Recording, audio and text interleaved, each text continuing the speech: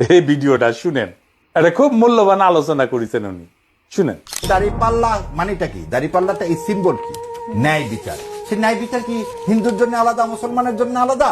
ন্যায় বিচার সবার জন্য। The parameter is same. আল্লাহ বলছে মিজান। মিজান মানে কি? ন্যায় বিচার। আর আল্লাহ হচ্ছে কি আমার আপনার, তাই কথাগুলা তাদের বেশি করে শোনা দরকার, যারা জামাত ইসলাম দলটারে মানে জঙ্গিবাদ বলে, বা পাকিস্তানের সিন্ডিকেট বলে, পাকিস্তানের ব্রাঞ্চ বলে, পাকিস্তানের দালাল বলে। এমনকি যারা বলে যে জামাত ক্ষমতা আসলে আপনার বাংলাদেশে বৈষম্য সৃষ্টি হবে, যেরকম হিন্দু মুসলিম অন্যান্য যে ধর্মগুলো আছে তাদের মধ্যে বৈষম্য সৃষ্টি হইব, ওইসব কথাগুলো বলে, মানে সমাজে বিভ্রান্তি সৃষ্টি করে এসব বইলা, তাদের শোনা দরকার।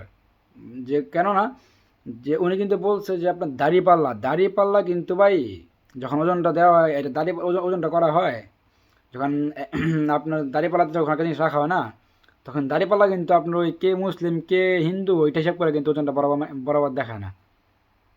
সবার ক্ষেত্রেই সমান, দাড়িপাল্লা সবার ক্ষেত্রেই সমান। আর দাড়িপাল্লা ওনাদের যে সিম্বলটা বা যে মার্কাটা জামাত ইসলামের, তো ওনারা দাড়িপাল্লা সিম্বলটা কেন নিচ্ছে?